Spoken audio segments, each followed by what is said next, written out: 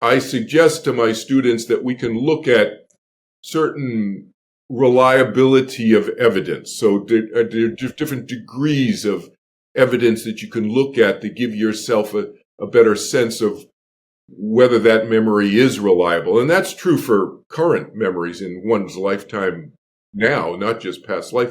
Keep watching to learn more. You can now download all 8 copies of the New Thinking Aloud magazine for free, or order beautiful printed copies. Go to newthinkingaloud.org. New Thinking Aloud is presented by the California Institute for Human Science, a fully accredited university offering distant learning graduate degrees that focus on mind, body, and spirit. The topics that we cover here. We are particularly excited to announce new degrees emphasizing parapsychology and the paranormal. Visit their website at cihs.edu. Book 4 in the New Thinking Aloud dialogue series is Charles T. Tart, 70 Years of Exploring Consciousness and Parapsychology, now available on Amazon.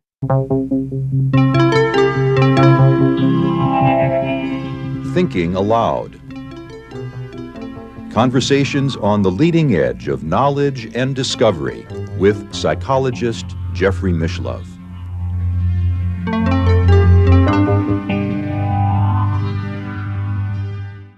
Hello and welcome. I'm Jeffrey Mishlove. Today we will be exploring spontaneous reincarnation memories. My guest is Kelvin Chin, who is a longtime meditation teacher, executive, and author whose career bridges law, business, contemplative practice, and afterlife studies. A graduate of Dartmouth, Yale, and Boston College Law School, he worked for decades in senior corporate and legal roles before founding his 2 nonprofits, Turning Within and the Overcoming the Fear of Death Foundation, through which he has taught meditation and grief reduction in more than 70 countries. He is the author of Overcoming the Fear of Death through each of the 4 main belief systems, and After the Afterlife, Memories of My Past Lives, the latter detailing spontaneous recall of multiple lifetimes across millennia. Across these diverse endeavors, Chin has focused on helping individuals reduce fear, cultivate clarity, and navigate profound questions about life, death, and consciousness. Kelvin is based in Southern California, and now I'll switch over to the internet video. Welcome, Kevin. It is a real pleasure to meet you and to be with you.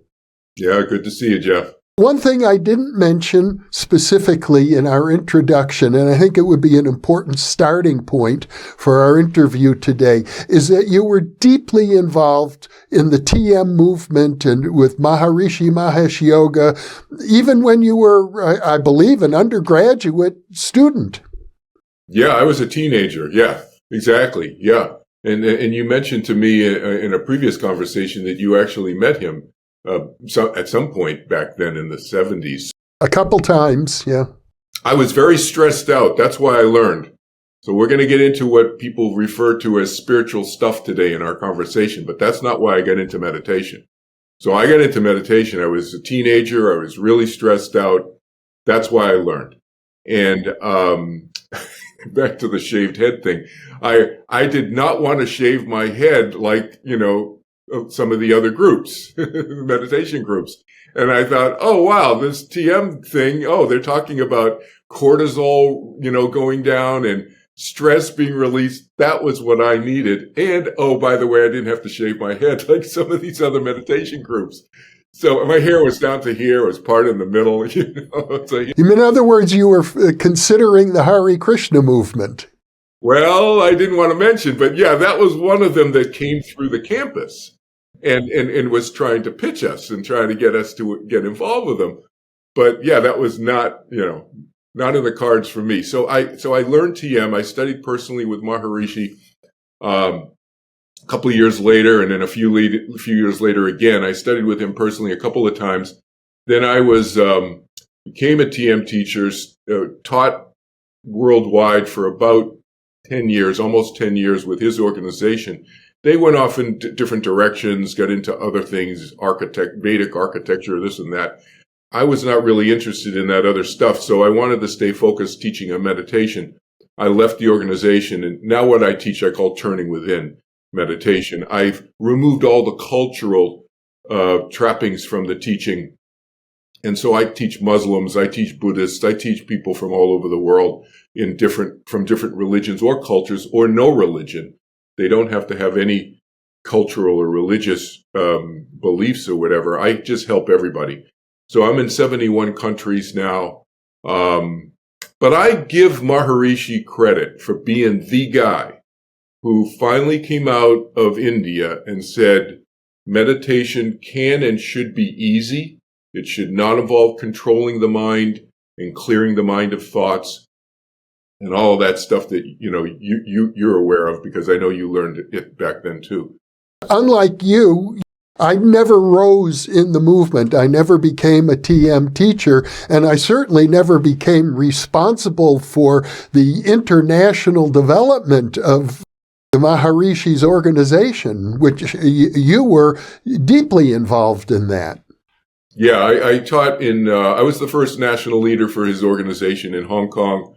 We called it a nation back then. It was a British Crown colony back then. But, I coordinated 8 countries in my early 20s for his organization in Asia, and taught the first meditation courses at West Point Military Academy and in the U.S. Army in Korea, including on the DMZ, the demilitarized zone. So yeah, I did a lot of traveling, did a lot of teaching, taught 1,000 people TM before I left the organization, and since then I've taught several more thousand.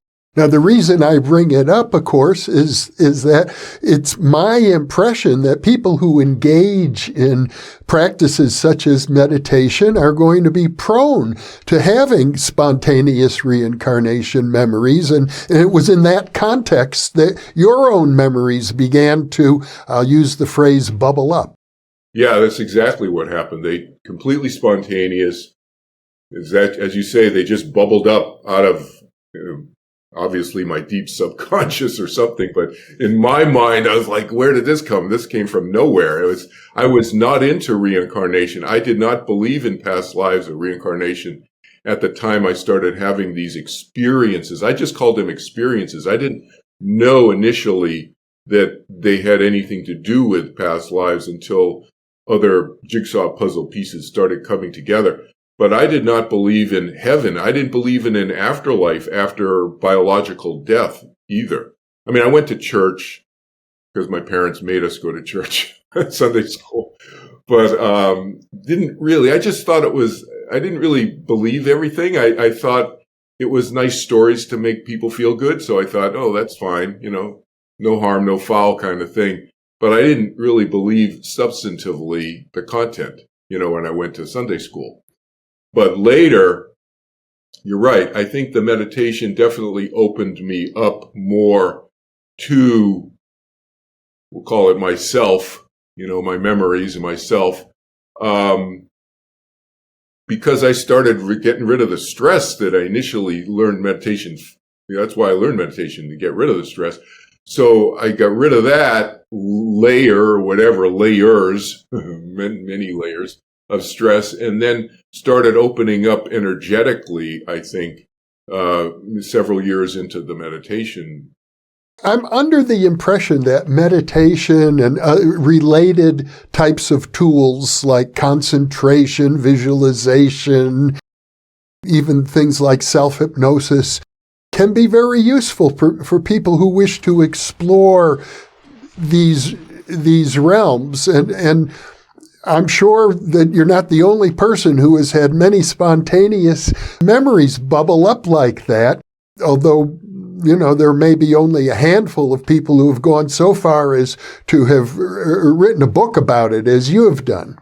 Yeah, no, I think you're right. I'm certainly not the only person who's had spontaneous experiences. I know for a fact, many of my students who've come to me because they find me on a podcast like this, or maybe they've read my book, or they've found me on the internet, have told me about their spontaneous experiences where they, like myself, they have never had any past life regression or anything like that to actually intentionally look for past life memories, and just spontaneously they started having similar experiences as I did, which didn't make sense other than to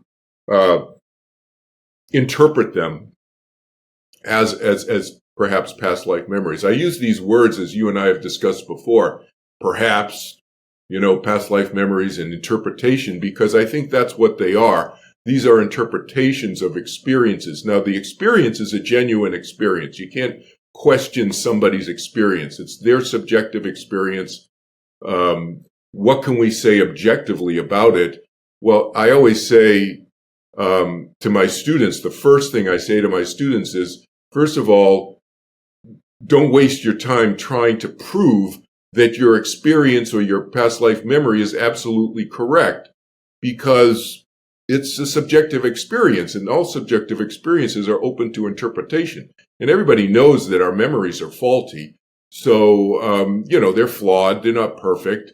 But I suggest to my students that we can look at certain reliability of evidence. So there are different degrees of evidence that you can look at to give yourself a better sense of whether that memory is reliable. And that's true for current memories in one's lifetime now, not just past life memories. So I use those examples and those tips to my students so that they're not just looking at this for its absolute validity, because I think that that's a waste of time. I think it's impossible. Because people look for proof for heaven, and proof of this experience, past life, or whatever, and they use the word proof in the way I'm using it as reliable evidence, but they really mean is proof, like a theorem, like a mathematical theorem has a proof. It's a right or a wrong answer.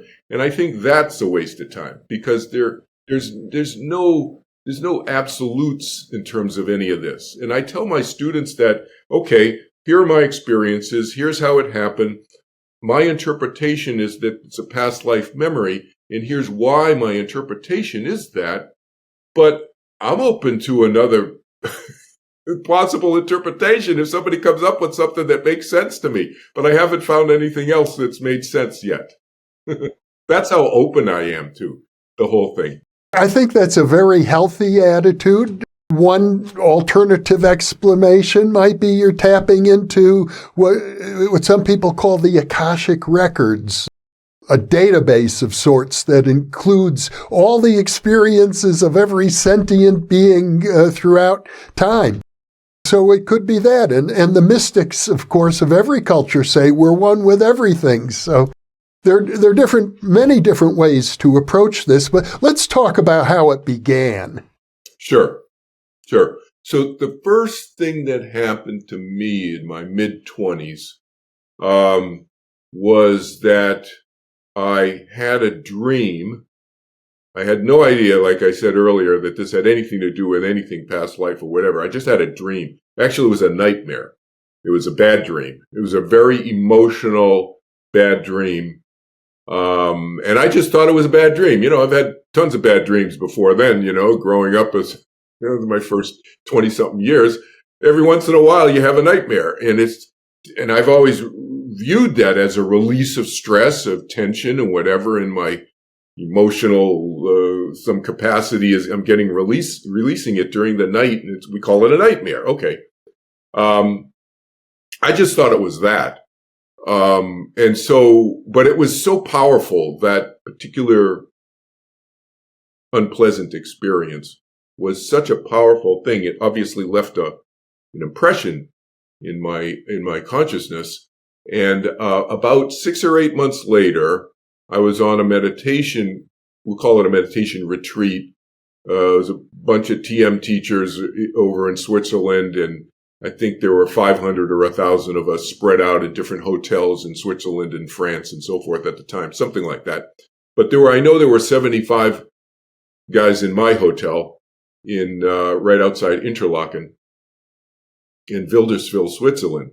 And we were at the Hotel Berghoff, and we were doing I'll just refer to it as energetic exercises after our meditation, or, we do our regular meditation, and then a few minutes later we do these energetic exercises where we're mental exercises, where we're moving energy in our bodies. And what you would see, and we were sitting around in these group meditations in the dining hall. All the furniture was gone. It was just furniture was stored elsewhere, but it was all foam mattresses wall to wall.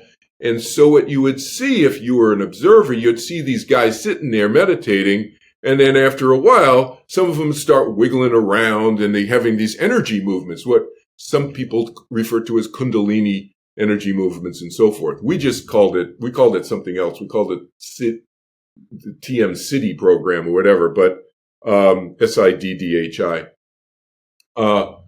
But it's energy movement is what it is to the, just the audience out there who never, got involved in the TM process.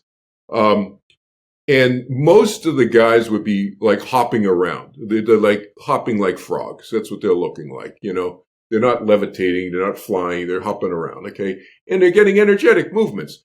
And at some point, maybe it was a week or two into this, it was a 2-month long meditation every day for 2 months. Okay. I had already done a 6-month one the year before, 6 months every day. This one was 2 months every day. And the added difference, this 2-month one versus the 6-month one a year earlier, was this energetic movement thing. This exercise. That was the new thing in the 2-month program. So, I don't know, after a week or two or something like that, sitting in group meditations, I started getting movements.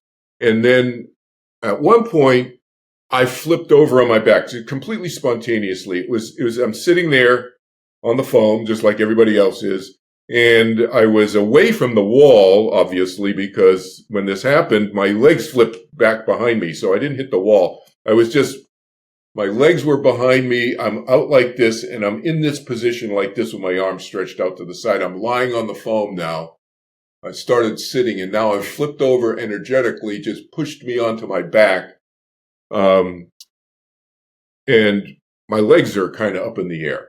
And I started experiencing being crucified upside down.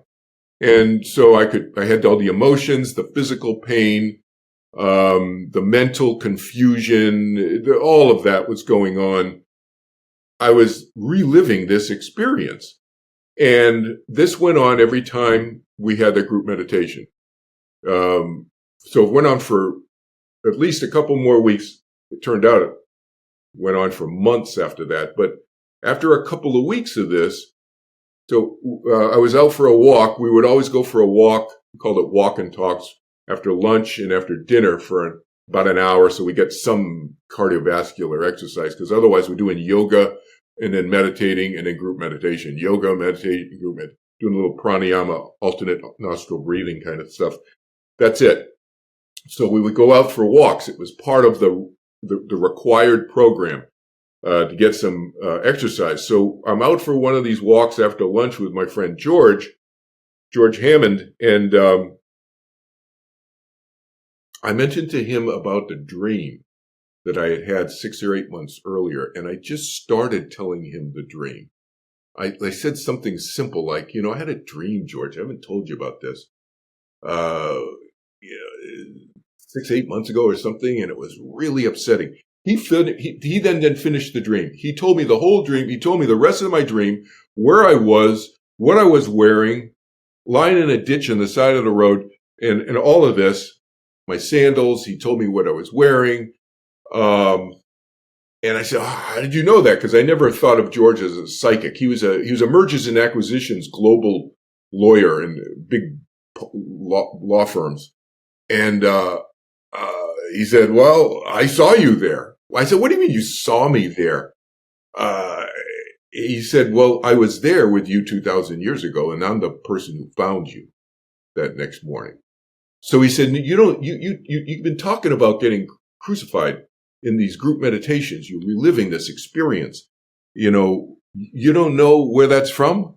And I said, no, I said, so he had been an altar boy from 8 years old to 12 years old. It's at Catholic schools from kindergarten through high school, the whole thing. He paid attention. Like I already told you, I didn't pay attention in Sunday school. I didn't know any of this stuff. So he said, and then he explained to me, and then it just opened me up to all kinds of other memories from that lifetime a couple thousand years ago, because I had no idea. That's the first memory that happened with me. I don't talk about that one in my books. Like my first book, Overcoming the Fear of Death, I talk about one of my past lives, which was a Carthaginian slave. I wanted my first public mention of any of my past lives to be of somebody unknown, because most of my memories, a couple of dozen memories that go back 6,000 years now of different past lives, are of unknown people. But that first one that shook me in my mid-20s was of that person who was a known person. So, talking about a known person, and I know from our previous conversation that 5 of the 20-some memories, 25 or so memories that you have are of famous people, and that right away is going to undoubtedly arouse the suspicions, justifiably, I suppose, among our viewers. You know that you're on some sort of an ego trip, and it would be easy to be seduced by the glamour of the thought I was once a famous person. Yeah, no, I agree with the suspicion. So I'm also suspicious. On the other hand, you had this experience, and before we go into any of your famous lives, let's talk about your life as a slave during the Punic Wars. The reason I talk about that one first is not only because it's not a historically known, person, but mainly I talk about that one first. And this is what I always say to my students. Doesn't matter who you think you are, famous, not famous, doesn't matter. What do you take from it that helps you today in 2025, in 21st century planet Earth lifetime that you can use? And so that's the main reason why I talked about that Carthaginian lifetime in my first of my 3 books. And in that lifetime, it's interesting how the jigsaw puzzle pieces came together, because I didn't know, like you said, it was in the Punic Wars. I didn't know that. I didn't know that I was Carthaginian slave initially either. All I knew initially when I had that first memory, which was about a year, maybe 6 months, something like that, after the first memory that I had, the first thing was a visual, like looking down at my body. So it was as if my mind, my consciousness, is 15 feet above my physical biological body, looking at my biological body roasting, literally roasting in the sun on a piece of wreckage. And I just, had a little rag around my waist, basically clothing wise, it was very hot. And I was pretty beat up looking and literally burnt, like roasting in the sun, literally. That was my first experience. And then later I had when I say later, over the next weeks, months, years, decades. So the jigsaw puzzle pieces for this lifetime came together probably over a 10 to 15 year at least period of time, little pieces. But the pieces came together in different ways. For example, how did I know I was a slave? I knew I was a slave because I had manacles, whatever they call it. Still I had chains around my wrists and my ankles that were broken off. Obviously they were broken off. Otherwise, how could I but I wasn't still chained to the boat that I was in, but I could still see the marks, the scars from the chains. And I had a couple of chains still on me. And I was very black, dark, like blue-black, dark skin. And the way I figured out that I was on a warship is because at some point I saw a battle of warships with rowers. And so I figured out, and then I later had a vision of myself below decks rowing and being chained and so forth in a battle, obviously prior to the, vision that I initially had. And we would ram into other ships. Now, at that point, I still don't know who I'm rowing for, but I know I'm a slave. I'm chained down. And then at some point I saw this thing come down from another ship. Now, I didn't study any of this, so I don't know where this came from other than, I don't know if I ever saw it in a movie. Maybe you saw it in a movie when you were 11 years old and you forgot. That's true. Maybe, I don't know. But I don't have any recollection of it. But I saw a thing come down from another ship and hook onto another ship. And it was hooking onto my ship. And then I looked that up, what that was. And it turns out it was called a corvus. The Romans created it, where a corvus is a word for raven. And so they had this bronze piece or whatever, metal on the hook. It was a hook. It looked like a beak of a bird. And it was at the end of a long gangplank. And it would come down and hook onto the enemy's ships. I researched this and looked it up further. So this is not part of my memory. And I try to distinguish in this book, my third book of past lives, I try to distinguish what I'm researching and what I'm remembering for the reader. So this was not part of my memory, but I found out that the Romans only did this during one of the Punic Wars in order to even the playing field, because the Carthaginians had ruled the Mediterranean and therefore the trade routes, and therefore they were much more powerful than the Roman Empire, money-wise, because they had better maneuverability of their warships. The Romans were behind the curve in terms of their maritime technology. So, but then they created this thing, and that evened the playing field, because then you could get your soldiers onto the enemy ship very easily, and then just fight as if you were on land, even though you're on the Mediterranean Sea. So that's how I figured out that I was in a Carthaginian ship, and which Punic War it was, and so forth and so on. But that's an example of how I pieced together the puzzle pieces over a 10 or 15 year period, getting different pieces of information.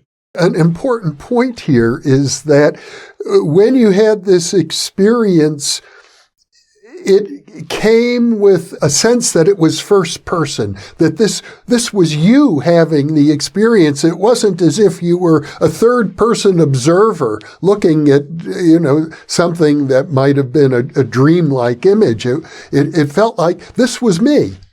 Yeah, no, it's a good point, because the way it felt like it was me was not just that it felt like first person, but I had the senses. I remembered the smells. I remembered the smell of being below decks.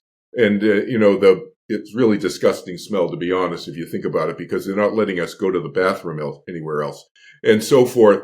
And then people throwing up during battle because they're freaking out. All of that. I remembered the feel, the sense, the heat. I remember going up on deck I don't know why they let a few of us up on deck in the middle of the night once, not during a battle. And I just remember the smell of the fresh air, the contrast between the fetid odors below deck and where we mostly were, and then going up and in the peacefulness, the stillness of the night sky, not in battle, just in a calm Mediterranean, so forth. And these visceral firsthand kind of sensory experiences I remembered. The other big takeaway from this lifetime was the experience of my separation of mind and body. That was the huge takeaway, the fact that I willed myself mentally to keep my body alive long enough for some fishermen to come rescue me when I was on the wreckage. That's the piece of information from 2,300 years ago that I've taken to this lifetime to help me through difficult times. The power of my mind to will things to happen as best as humanly possible. You can't just will anything to happen. But like, for example, willing myself to show up at a job interview after I'm laid off again, after I'm 50 years old, and to present myself as a together person who's not as freaked out as I am inside about not getting this job to support my family of 4 that I need. So that ability to just have the confidence to put myself in that situation again and again and come out the other side is what I drew from that 2,300-year-old experience. I seem to recall that you sent me an email, I think it was yesterday, where you said you had come up with another memory 8,000 years ago. Sometimes I've spoken and blurted things out in other languages that Kelvin Chin has never studied. I never even studied anything about the culture, never mind the language. And some of them are ancient languages that, they don't teach in schools or on apps typically, This one I don't know, I don't know what language this one was, but I was blurting something out in an unusual language. And this would happen sometimes just when I'm about to go to sleep. It happens typically when I'm in a more relaxed state, in other words. But it's not like when I'm driving around or walking around on the street, I'm not babbling to myself. But it's usually when I'm in a quieter mode at home alone and something will just kind of come out, like after my meditations or whatever. And I had a vision with this one, and it was arid, and I had this knowingness. Like, when I say knowingness, what do I mean? I mean, like, how do I know that I'm on a video conference call with Jeff Mishlove? I just know it. I don't need to go ask my neighbors to come in and verify that I am on a laptop right now with Jeff Mishlove in my apartment in Los Angeles. So that level of knowingness, I just knew I was seeing Southwest America. And I had this sense, it was around 8,000 years ago, that it was really old. I don't know, was it 8? Was it 9,000 years ago? Was it 10,000 years? I don't know exactly. But I'm just saying 8 because it was a long, long time ago. And I was native, obviously. I was a native person living there in this arid environment with cliffs and so forth, sort of cliff dwelling kind of places. That was my memory. Yeah. And I live in the Southwest. I'm in New Mexico, and not far from where cliff dwellers had habitations. And the people around here do believe, the natives, that they've been here for maybe 12,000 years. So that's my oldest memory. The Sumerian one is around 6,000 years ago. That one I did remember something in Sumerian, which is, so I had this experience, and I don't know who I was in Sumeria. I was a businessman of some sort, and I was fairly successful because I could tell because of the structure that I lived in that the memory, came to me, where I was, and I was talking to a spiritual teacher, but I was a businessman. But I was obviously probably spiritually oriented, and I was talking to a spiritual teacher all night, and it was we stayed up all night talking about different ideas. And the memory that I have is standing on my, I don't know what you call it, it's like an outside sitting area. It was bigger than a balcony, like 30 a patio. Yeah, big patio on the second floor. Yeah. So it was 2-story buildings. And, but I had a view. I had like an unobstructed view. That's what makes me think I was probably a successful businessman. And I had an unobstructed view of the city. And I remember he and I were standing there talking with each other. And I saw a flock of birds, rising up in the sun had just risen maybe a half an hour earlier, or something like that. It was very early in the morning. And what I remember is his nickname that I used to call him. I used to call him Asha. And this came to me I was either meditating or I was right after my meditation. I was just sitting quietly and I thought, you called him Asha. You called him, a nickname for him was Asha. And this was in Sumeria. And I thought, Sumeria.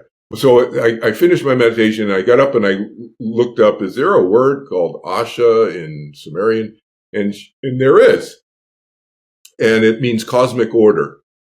So, that kind of made sense with this, he was a spiritual teacher and whatever. And my nickname for him was cosmic order or whatever, Asha.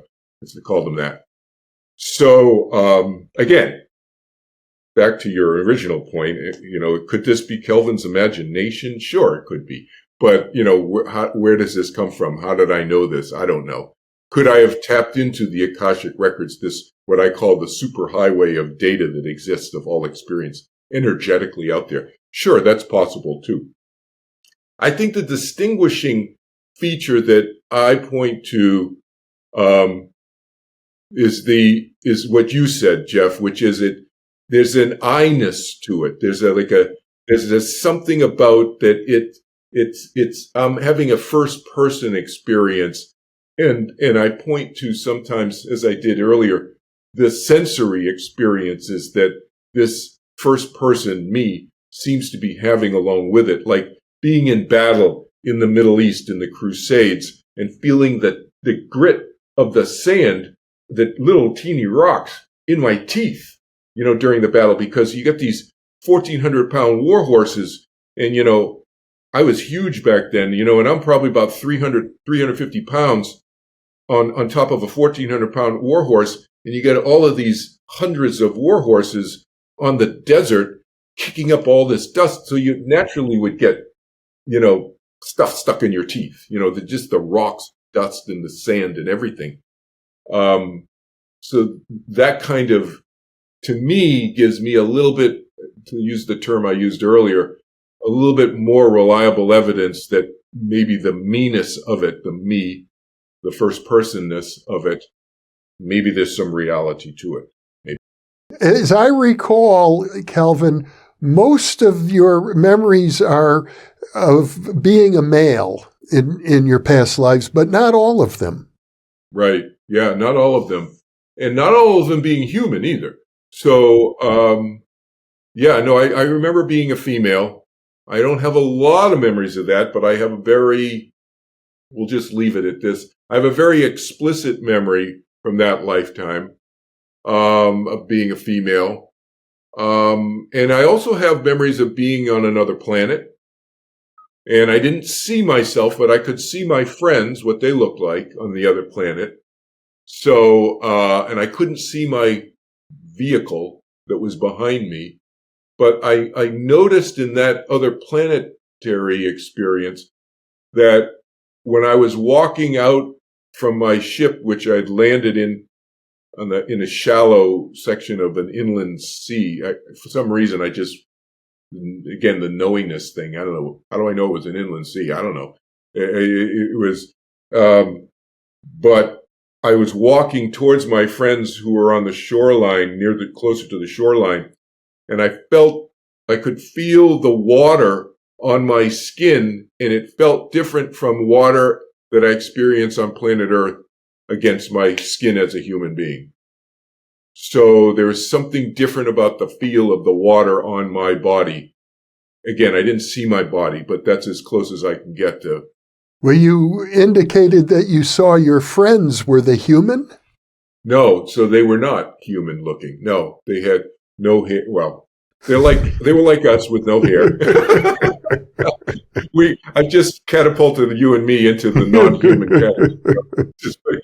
No, but they had no hair, big eyes, mental telepathy. They had mouth and lips that could move, but they didn't need to, and we were just communicating with each other, mental telepathy. And they had long robes with the bottom of which were getting wet because they were walking out in the shallow water to greet me. And it was like old friends, like seeing old friends. I hadn't seen you in a long time. It was that kind of communication. How have you been, and so forth. And it was a geodesic dome set back from the beach in the woods. There was trees and so forth, like our planet. I mean, if I had to describe the planet, just again, I only saw this short little window of vision of the planet. It looked very much like Earth, although the water assuming it was water, I don't know if it was water, but assuming it was, felt differently on my skin than it does I swim twice a week, so I know what water feels like. I don't just bathe in the shower, but I'm in the water a lot as this lifetime. And it just felt really, really different. It was an interesting experience, but it was a short experience. And then I have that animal experience too. Describe that.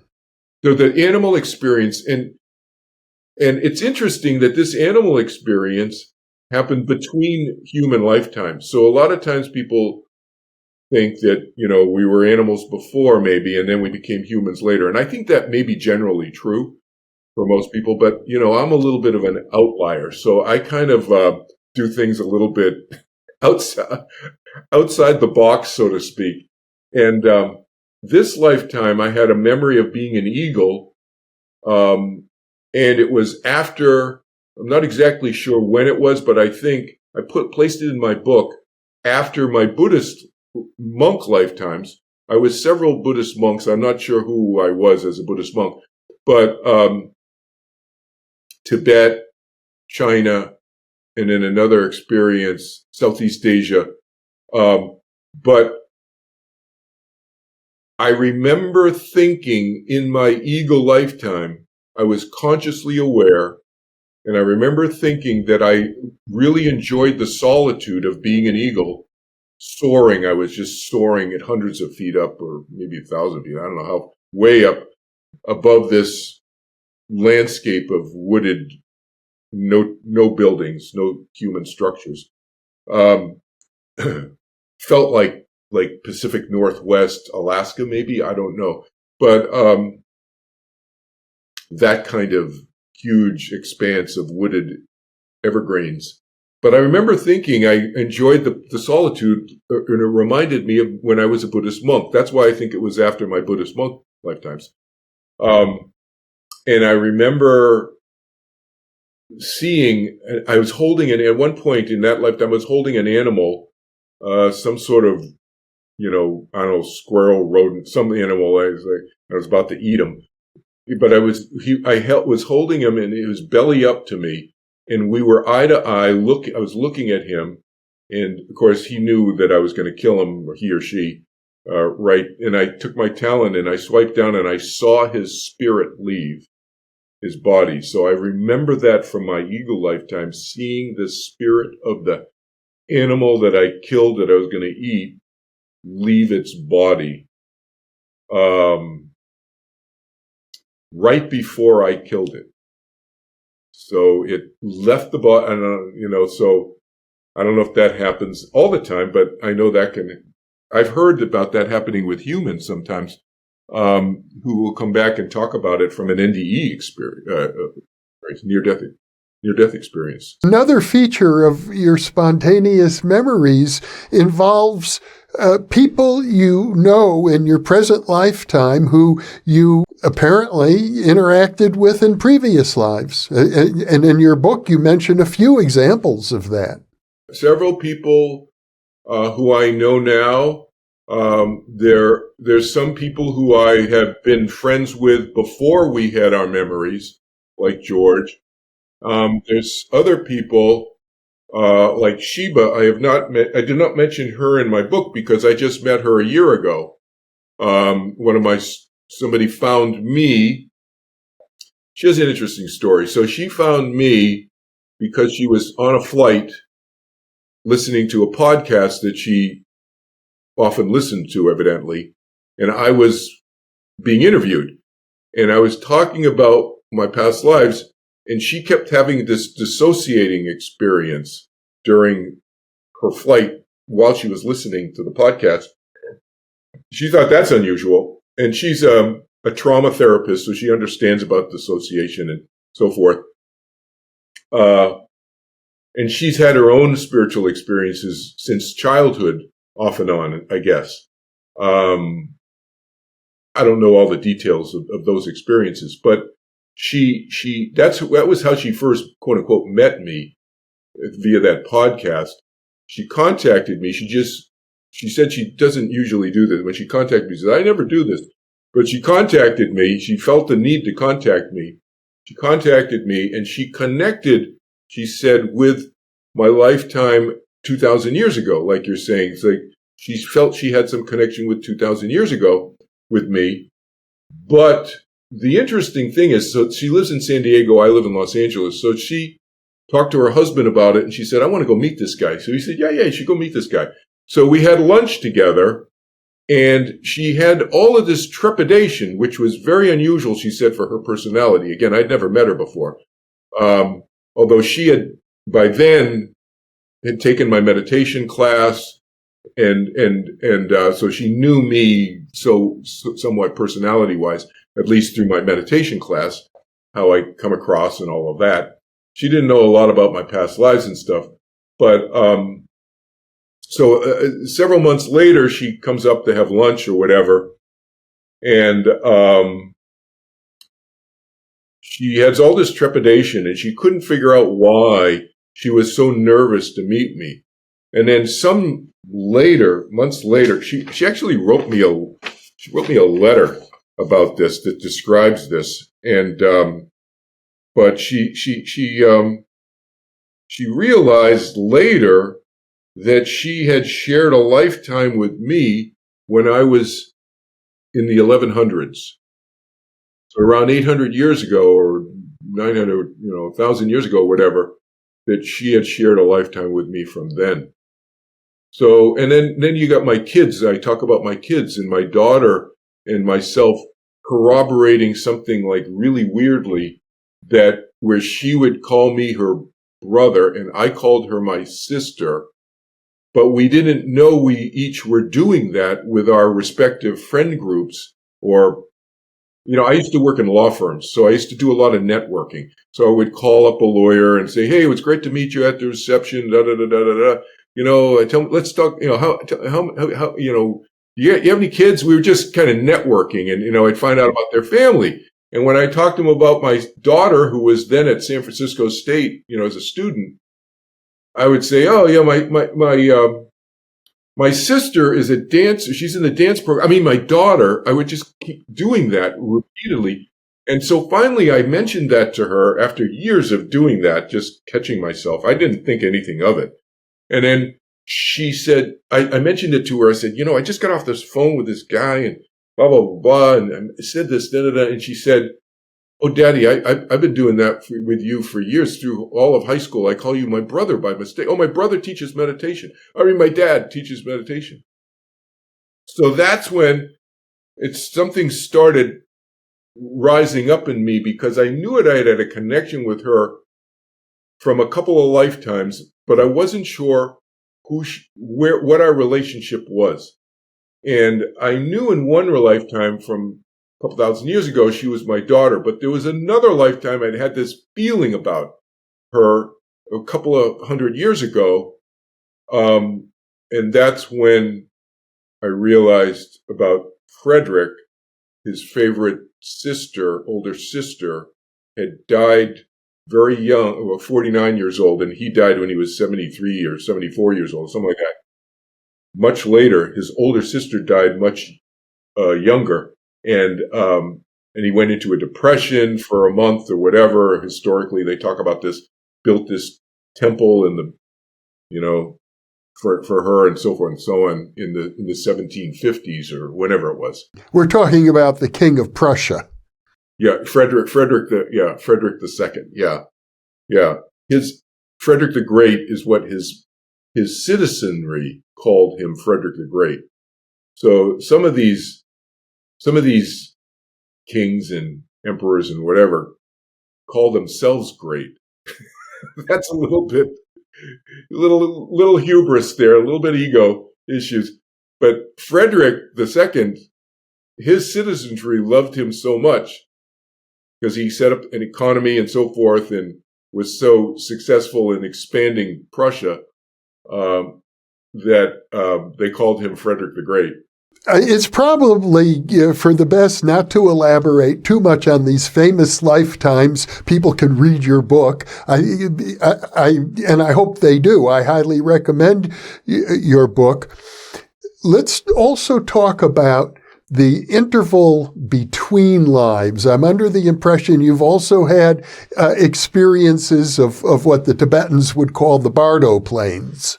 Yeah, I have. I've had experiences between lives. So what's it like and what are we doing and so forth? First of all, what's heaven like? Heaven is like here in a lot of ways, but it's mental. It's our minds are experiencing and creating whatever we want to create on the other side.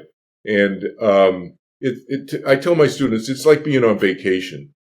But what can you do between lives also to prepare yourself for if you want to come back into another lifetime on planet Earth or another planet, whatever. But I think most people tend to come back here because of the familiarity factor.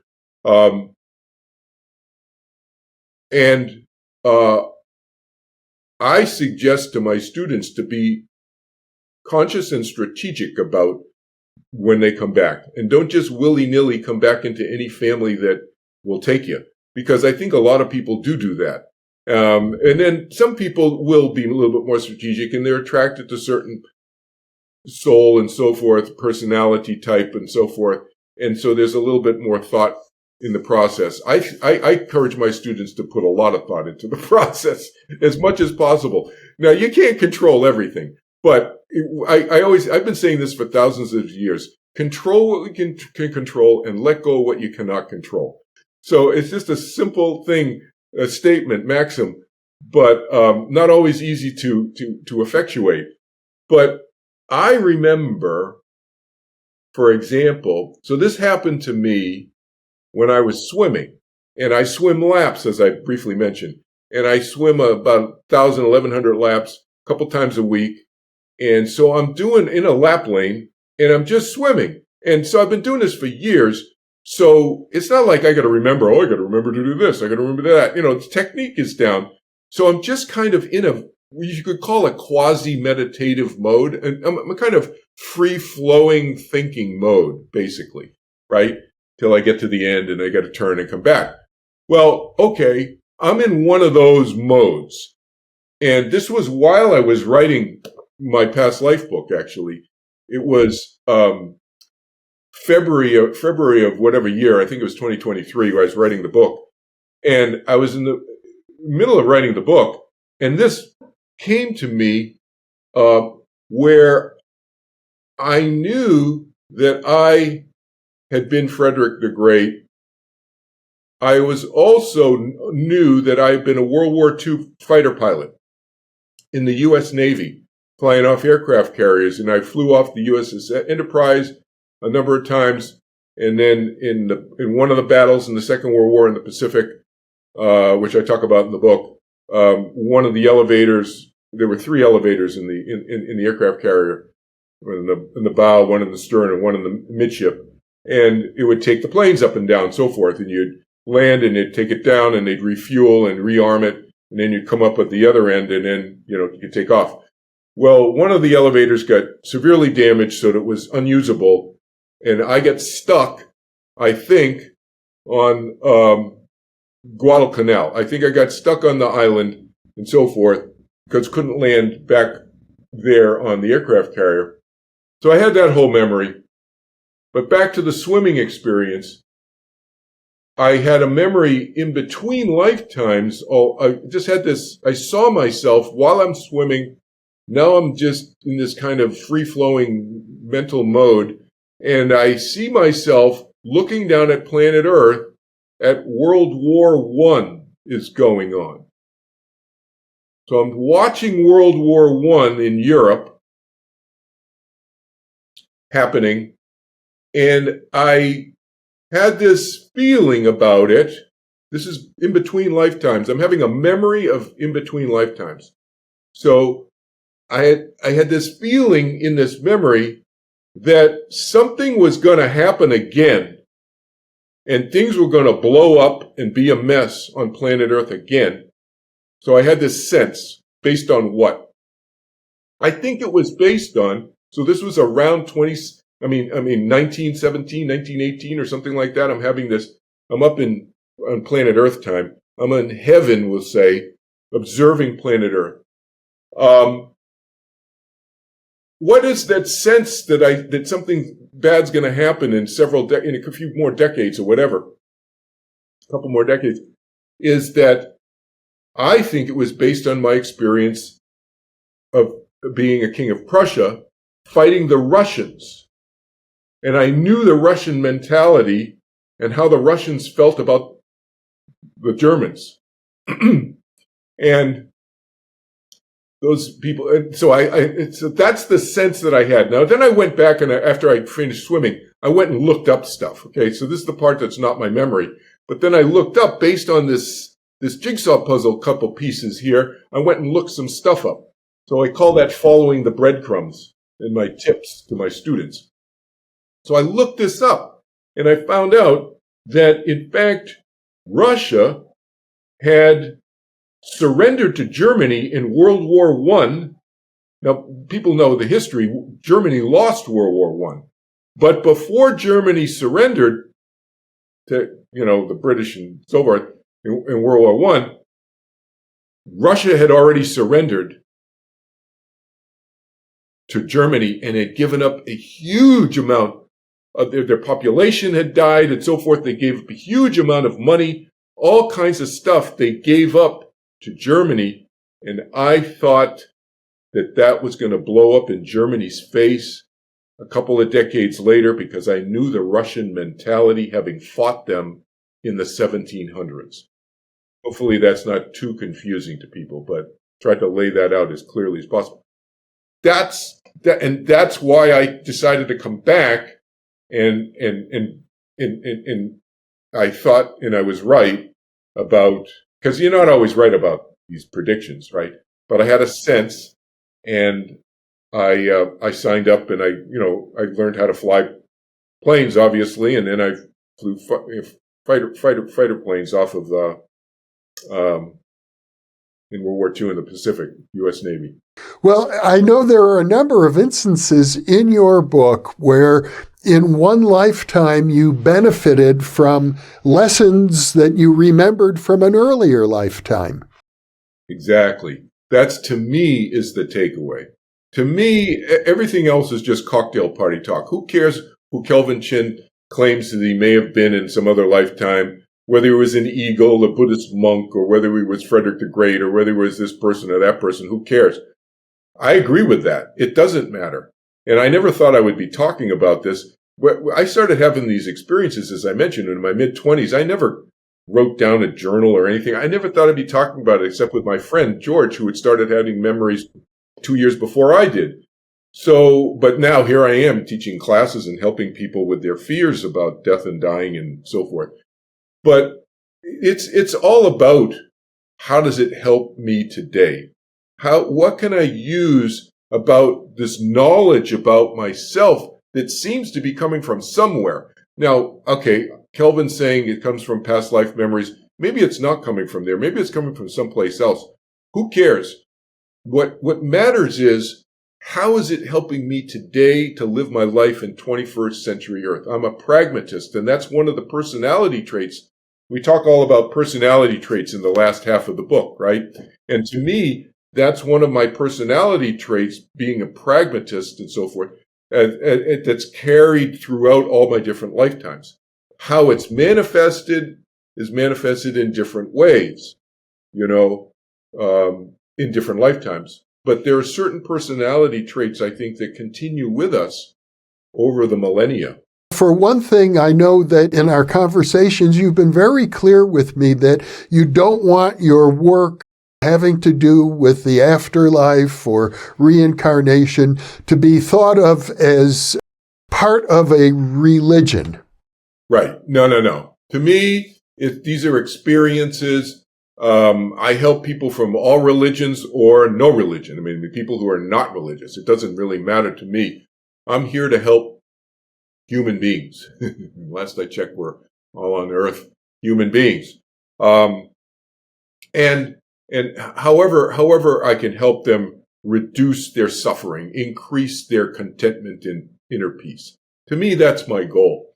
But no, the continuation of the mind, to me, is a normal experience. It's not a religious thing. So, I was just interestingly last night watching a Zoom of a funeral service, a kind of celebration of life service of somebody I knew many, many decades ago. Didn't know her really that well, but I knew her husband better. And people were saying, well, we don't know what happens after we die, da, da, da, da.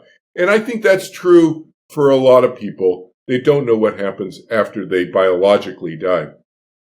I have been fortunate to have a lot of experiences, including my near-death experience, almost drowning, and in addition to all the stuff that we've talked about today, and communicating with dead loved ones and so forth, and people, and also dead people I don't know, people on the other side, and beings who on the other side also who I didn't know before I started communicating with them. When I say beings, I mean never been human beings, but angelic beings is what I call them. But all of that has just happened very naturally to me. So to me, it's not mystical stuff. I don't even think of it as paranormal. I mean, I understand the term because it's not normal for most people. But to me, I try to demystify all of this stuff. And it's not religious in the sense that based purely on belief. So, it's an interpretation of my experience, as we said earlier, of my experiences, interpretation. So I'm not here to foist my interpretations on other people either. But, to me, it's logical. If we talk about the first law of thermodynamics, energy cannot be created nor destroyed. It can take on different forms. And if we're talking about energy, we're talking about the mind is continuing. Obviously, the biological body is not continuing. It's interesting. I used to just call it the physical and the non-physical. Now I talk about it indifferently because I inserted the word biological body. I didn't say I used to say physical body. But now I say biological body because something physical does continue after we biologically die. And people may think, what are you talking about? Nothing physical continues. No, our mind continues. Now, most people don't consider their mind physical. I do, because from a physics standpoint, mind, energy, light is a physical thing. It's measurable. It's identifiable and measurable. And so from a physics standpoint, it is physical. Now, I understand that from most people's standpoint, they're not going to think of the mind as physical. But I think that that's an important point as we go forward together as humanity. When I say together, and you and me together, Jeff, as well, because we have an interest in this stuff, figuring out, I think it's important going forward to help us figure out this whole continuation, this whole NDE thing, this whole consciousness thing, this whole past life thing. I think it's a very important point to acknowledge that the mind is physical in the sense that I just described. It's energetic, it's light, it can be measurable from a physicist standpoint, it's a physical thing. And so heaven is also physical in that sense. It's not the way most people think of heaven. So, but I think of heaven, and my experience of heaven is that there is identifiability there. There's individuality. I mean, who's the medium talking to? if they're not talking to some individual on the other side. It's not cosmic soup, I call it. Heaven is not just a big mix of cosmic soupness. No, there's individuality and there's identifiability of this and that and so forth on the other side. To me, that's physical. Yes, it's energetic. Yes, it's a field of light, but it's not just a cosmic soup of light. It's not my experience. I'm glad you brought that up. I personally, from a metaphysical perspective, I like the idea expressed by many guests on our channel that reality is basically mental in nature rather than physical, but I'm perfectly open to the idea that the afterlife can be explained in physical terms. And I know of several efforts to do it. And as I told you earlier, and I've mentioned many times to our viewers on New Thinking Aloud, my mentor, Arthur M. Young, the inventor of the Bell helicopter, the author of The Reflexive Universe, agreed very much with the idea that the photon, the light itself, is very crucial in understanding who we are, because in his model, light is an expression of, I guess you could even say, cosmic purpose. It's as if light knows where it's going. It's interesting. Yeah. I think it's a crucial point to identify light as physical. And heaven is physical in that definition. Well, Kevin, it's been a real pleasure to connect with you, to have this conversation, to share your experiences with the New Thinking Aloud audience. And once again, I want to encourage people to take a look at your book, After the Afterlife. And I can tell you, I will be following your work very closely and hope to have many more conversations with you. Terrific. Thanks so much, Jeff.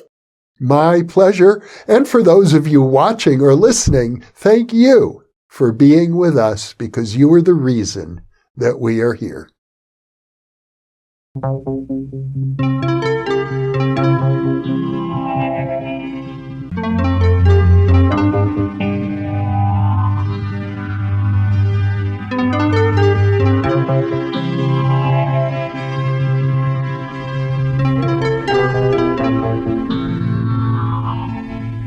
Book 4 in the New Thinking Aloud dialogue series is Charles T. Tart, 70 Years of Exploring Consciousness and Parapsychology, now available on Amazon. New Thinking Aloud is presented by the California Institute for Human Science, a fully accredited university offering distant learning graduate degrees that focus on mind, body, and spirit.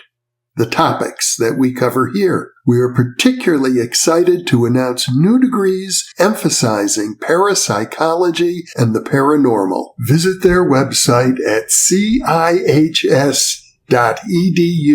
You can now download all 8 copies of the New Thinking Aloud magazine for free, or order beautiful printed copies. Go to newthinkingaloud.org.